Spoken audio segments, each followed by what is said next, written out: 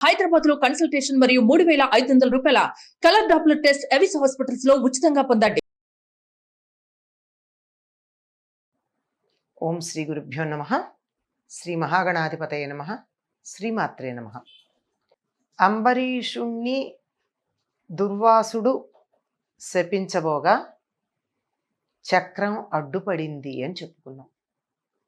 ఈ చక్రం ఎందుకు అడ్డుపడింది అంటే, ఎల్లప్పుడూ నారాయణ ధ్యానం చేస్తూ ఉండేటటువంటి అంబరీషుడికి శ్రీ మహావిష్ణువు తన సుదర్శన చక్రాన్ని కాపలాగా ఉంచాడు. ఎప్పుడైనా సరే ధర్మ మార్గంలో ప్రవర్తించేటటువంటి వారికి దైవమే కాపలా అండి, ఇంకెవరూ ఉండక్కర్లేదు. గుమ్మంలో పోతనామాచ్యుల వారు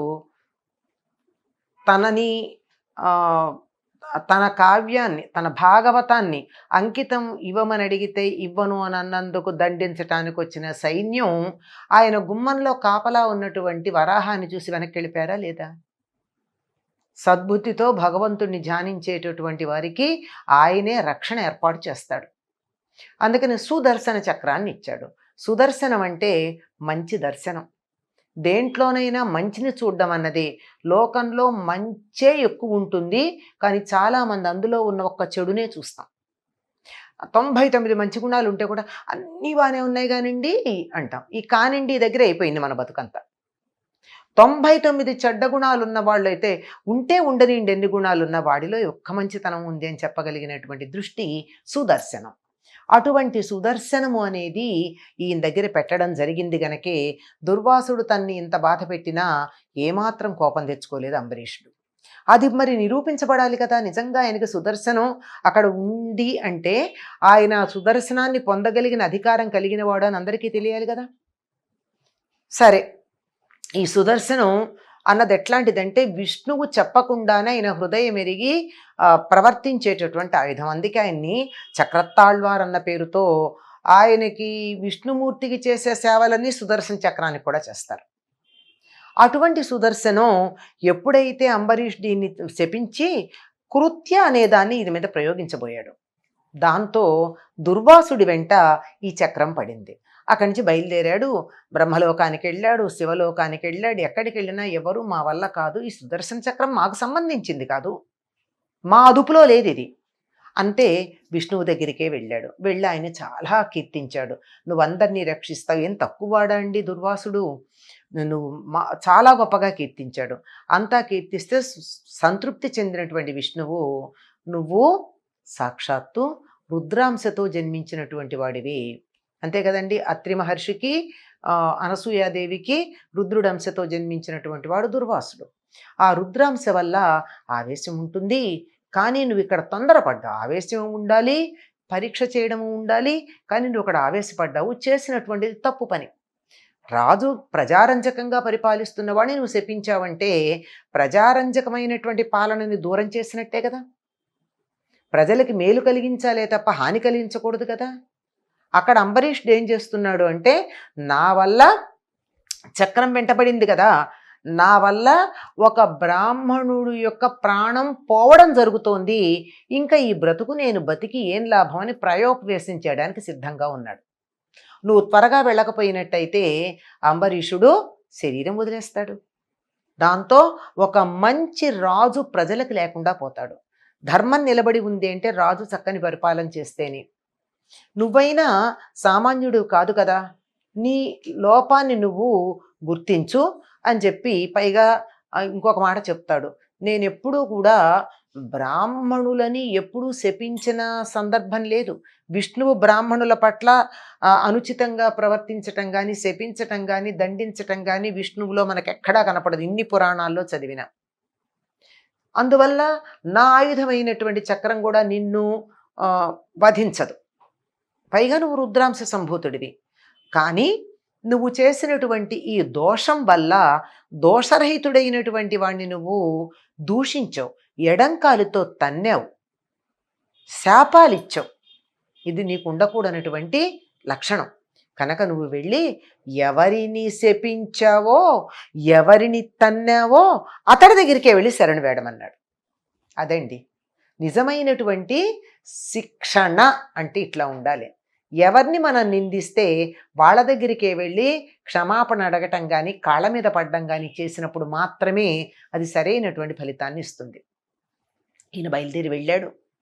ఇంకా చేసేదేం లేదు. వెళ్ళాడు.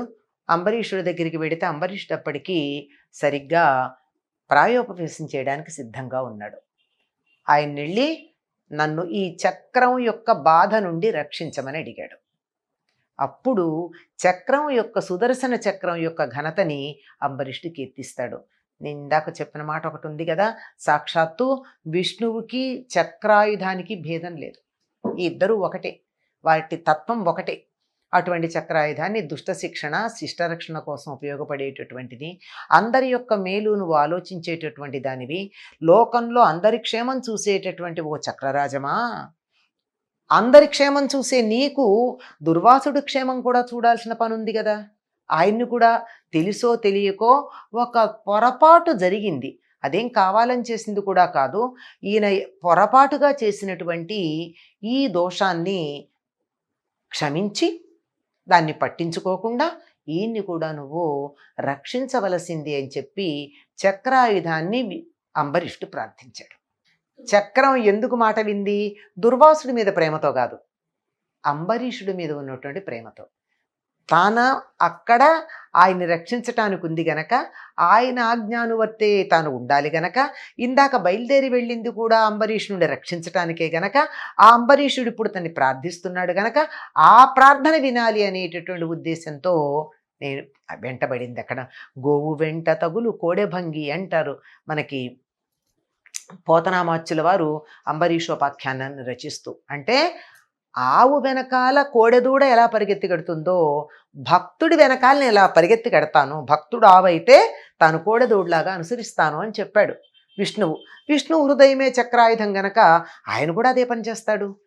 అందుకని దాన్ని ప్రార్థిస్తే అప్పుడు ఈయన ఈ చక్రాయుధం చల్లబడి మళ్ళీ శాంతంగా వెనక్కి వచ్చేయడం జరిగింది.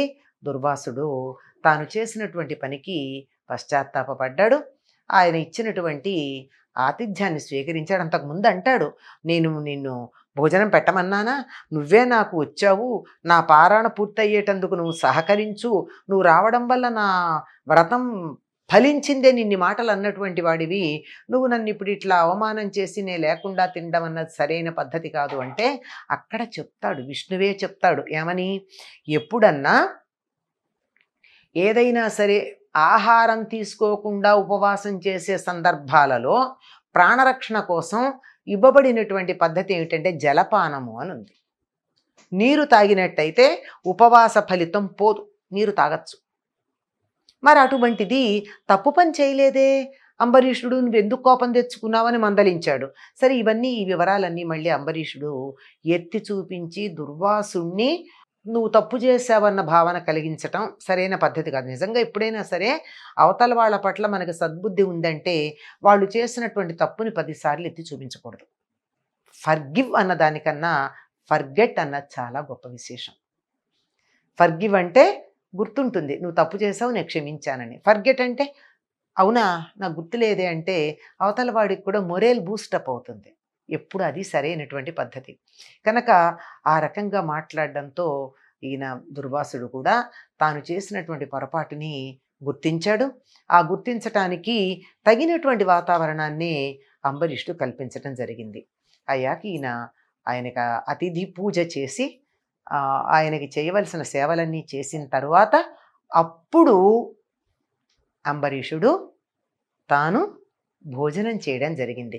ఇంతసేపు ఈయన ఎవరెవరినైతే పిలిచాడో భోజనానికి ఆ బ్రాహ్మణులు కూడా ఎదురు చూస్తూ ఉన్నారు.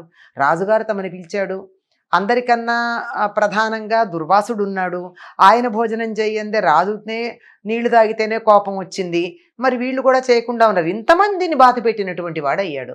కనుక వీటన్నిటి నుంచి ఎప్పుడైతే అంబరీషుడు ఆయనకి నమస్కారం చేశాడో దుర్వాసుడు చేసినటువంటి ఈ దోషాలన్నీ కూడా దాంతో పక్కకి వెళ్ళిపోయినాయి.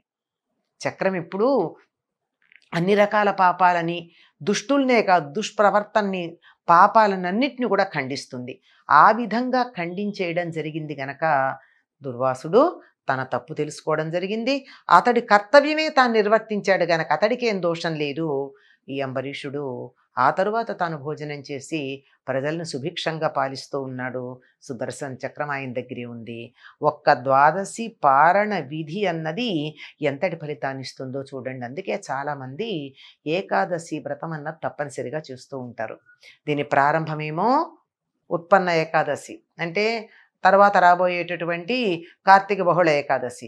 అక్కడి నుంచి చేసుకొచ్చి దానికి వ్రతం పూర్తయ్యేటువంటి, ఒక సంవత్సరం చేసేటటువంటి వ్రతం పూర్తయ్యేది ఈ కార్తీక శుద్ధ ఏకాదశి. అటువంటి పరమ పవిత్రమైనటువంటి ఈ ఏకాదశి వ్రతం, దాని ఫలితం అందరికీ కూడా లభ్యమవుతుంది. ముఖ్యంగా కార్తీక మాసం ఎవరన్నా ఈ వ్రతాన్ని చేసే ఓపిక లేని వాళ్ళందరూ 24 ఏకాదశులు ఉపవాసం ఉండి, అది కూడా ఏం చేయాలి, విష్ణు ధ్యానం చేయాలి, కనీసం విష్ణు సహస్రనామ పారాయణ చేయాలి, ఏదో పూజ చేయాలి. ఇవన్నీ చేసే అవకాశాలు అందరికీ ఉండకపోతే అనేక కారణాలు ఉంటాయి. మరి వీళ్ళందరికీ మార్గం ఏమిటి? అంబరీషుడు కథ ఒక్కటి గనక చదువుకున్నట్టయితే, ఆనాడు విష్ణువుకి నమస్కారం చేసుకుని అంబరీషోపాఖ్యానం గనక చదువుకున్నట్టయితే అటువంటి ఫలితం లభ్యమవుతుంది. ఇది మనకి సూక్ష్మంలో మోక్షంగా చెప్పింది. నాకు వీలుంటే కూడా అదే చేస్తానంటే ఫలితం ఉండదు. ఎప్పుడూ కూడా ఎగ్జంప్షన్స్ ఎవరికి?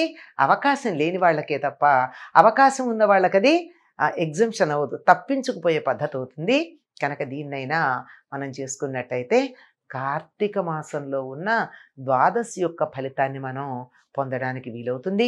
ఈ సంవత్సరం సాయంకాలమేమో, నిన్నటి రోజున సాయంకాలమేమో ఆవిడికి పూజ చేసుకున్న తరువాతి రోజున ద్వాదశి పారాయణ చేసుకునేటటువంటి అవకాశం మనకి లభ్యమైంది కనుక ఆ రకంగా చేసుకుని సత్ఫలితాలని పొందుదాం.